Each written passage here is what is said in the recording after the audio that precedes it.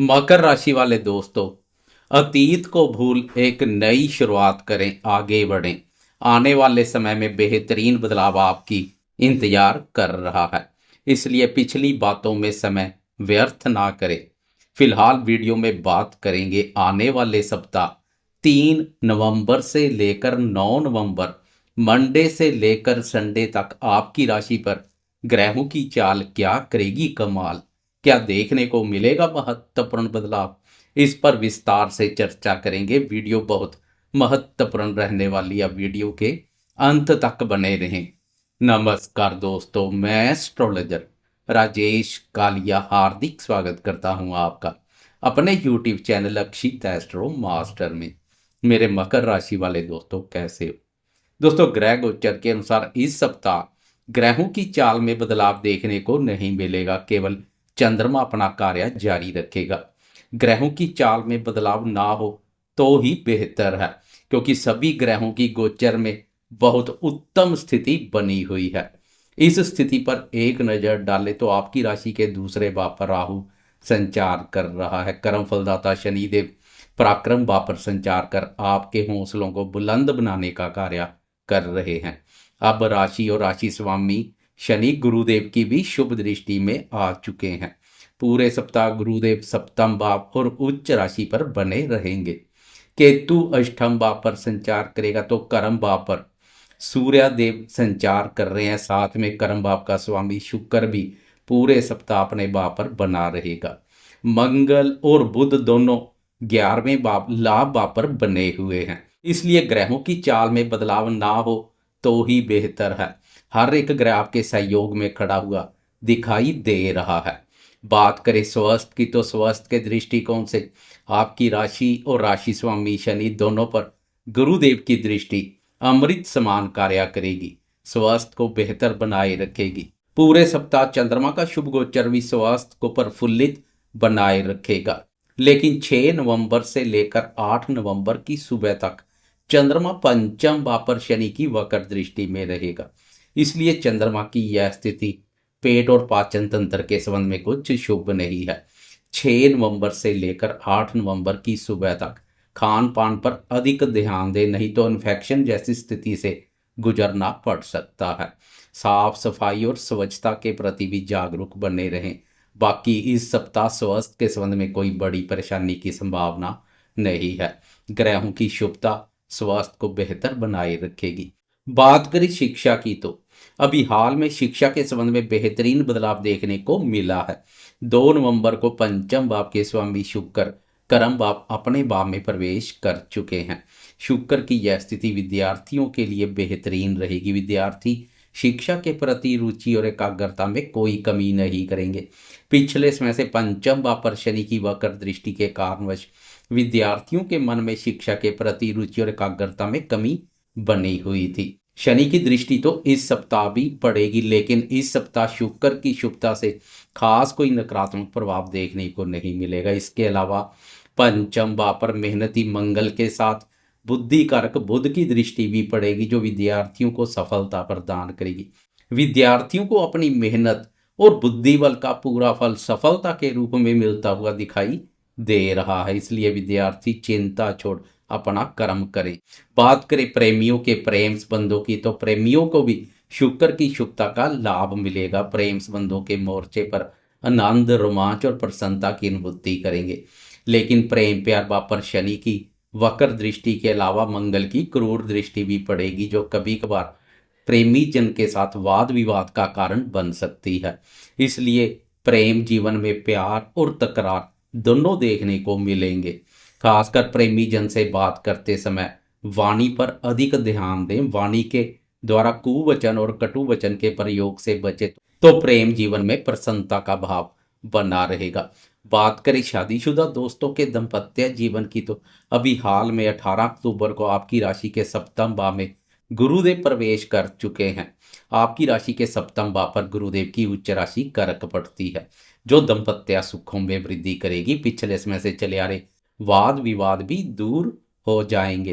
पूरे सप्ताह दाम्पत्य भाव के स्वामी चंद्रमा का भी शुभ गोचर दाम्पत्य जीवन में सुख शांति और प्रसन्नता का भाव लेकर आएगा। कुल मिलाकर दाम्पत्य जीवन में खास कोई नकारात्मक प्रभाव देखने को नहीं मिल रहा है। दाम्पत्य जीवन में प्रसन्नता का भाव बना रहेगा। अब बात करें इस सप्ताह जीवन के अन्य महत्वपूर्ण क्षेत्रों जैसे भाग्य, धन, संतान, सुख, करियर और आर्थिक दृष्टिकोण से क्या संकेत मिल रहे हैं। इसके अलावा चंद्रमा की चाल में हो रहे बदलाव पर भी बात करेंगे। वैसे छोटी अवधि के राशिफल में चंद्रमा की चाल का विशेष महत्व है, क्योंकि चंद्रमा एक राशि पर 2.25 दिन संचार करता है। मन कारक चंद्रमा का जिस दिन सुख एवं सहयोग मिल जाए, मन भी उत्साहित एवं प्रफुल्लित बना रहता है। बात करें भाग्य और करियर की, तो आपकी राशि के लिए भाग्य भाव के स्वामी बुध जो पूरे सप्ताह लाभ भाव पर संचार करेंगे। बुध की यह स्थिति भाग्य के सुख एवं सहयोग में वृद्धि कर रही है। भाग्य का सहयोग आपके साथ बना रहेगा। भाग्य भाव के स्वामी बुध का लाभ भाव पर संचार भाग्य को मजबूती प्रदान के अलावा आर्थिक दृष्टिकोण से भी बेहतर रहेगा। आर्थिक स्थिति को मजबूत करने के लिए आपको अपनी मेहनत के साथ साथ भाग्य और बुद्धि बल दोनों का भी लाभ मिलने जा रहा है, क्योंकि मेहनत कारक मंगल भी लाभ भाव पर संचार कर रहा है और बुद्धि कारक बुध भी लाभ भाव पर संचार कर रहा है। बुध भाग्य भाव का स्वामी भी है, इसलिए बुध भाग्य और बुद्धि बल के माध्यम से लाभ के अवसर पैदा करेगा। तो मंगल आपकी मेहनत को व्यर्थ नहीं जाने देगा। मेहनत का पूरा फल आर्थिक उन्नति, लाभ और सफलता के रूप में मिलेगा। आपकी 5 नहीं 10 उंगलियां घी में रहने वाली है। बात करें करियर की, तो आपकी राशि के लिए कर्म भाव के स्वामी शुक्र है। शुक्र भी कर्म भाव अपने भाव में प्रवेश कर चुके हैं। शुक्र की शुभता कर्म भाव को मजबूती प्रदान कर रही है। इसके अलावा कर्म भाव पर सरकार, राज्य, उच्च पदवी, मान सम्मान, पिता और आरोग्य कारक सूर्यदेव ने राजगद्दी संभाली हुई है। इस भाव पर सूर्य का संचार हर प्रकार से बेहतर रहता है, हर कार्य में सफलता प्रदान करता है। इसलिए करियर के दृष्टिकोण से समय बेहतरीन रहने वाला है। कार्य क्षेत्र में सब आपको सम्मान की दृष्टि से देखेंगे।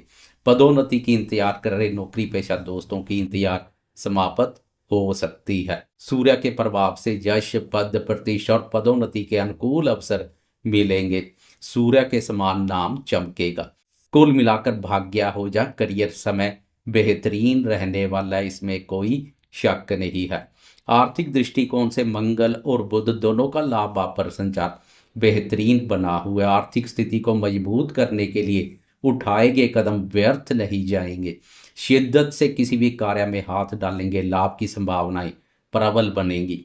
पूरे सप्ताह मंगल और बुध का लाभ भाव पर संचार, उस पर गुरुदेव की शुभ दृष्टि सोने पर सुहागे जैसा कार्य करेगी। आपको अपनी मेहनत के साथ साथ बुद्धि बल, ज्ञान और सूझबूझ का भी बहुत लाभ मिलने जा रहा है।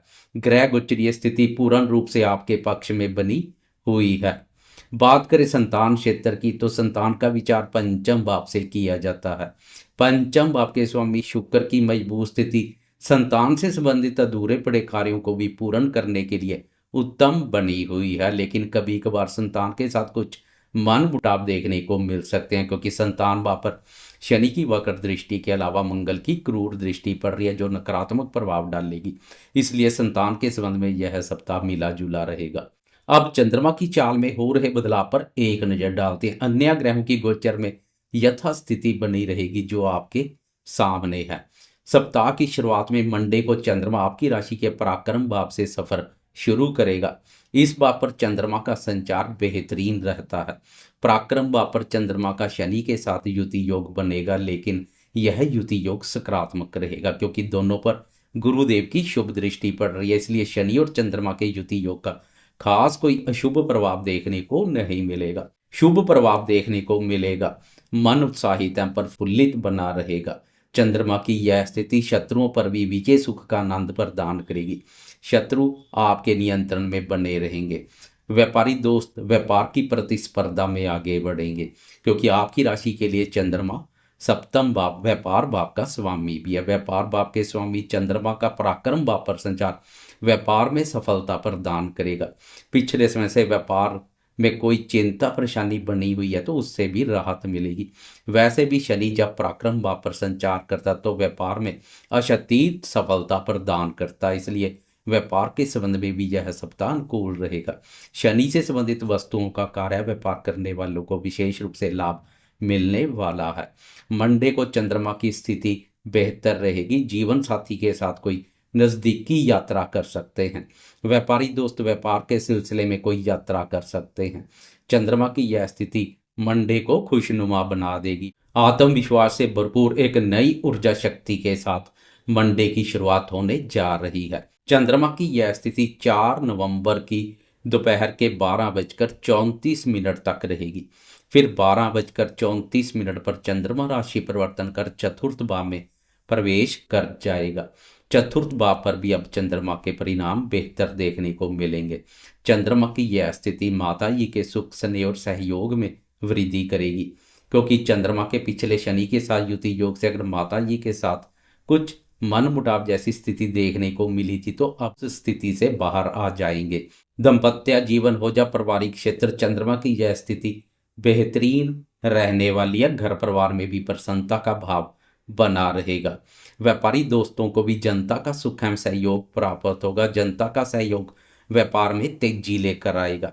4 नवंबर की दोपहर से लेकर 6 नवंबर की सुबह तक चंद्रमा की यह स्थिति बनी रहेगी, जो अत्यधिक उत्तम रहेगी। फिर 6 नवंबर की सुबह के 11:46 पर चंद्रमा राशि परिवर्तन कर पंचम भाव में प्रवेश कर जाएगा। पंचम भाव में चंद्रमा की उच्च राशि वृषभ पड़ती है। वृषभ राशि पर चंद्रमा के बेहतरीन परिणाम देखने को मिलते हैं, लेकिन चंद्रमा शनि की वक्र दृष्टि में भी रहेगा, इसलिए कुछ सावधान रहना भी बहुत आवश्यक है। खान पान पर अधिक ध्यान दें।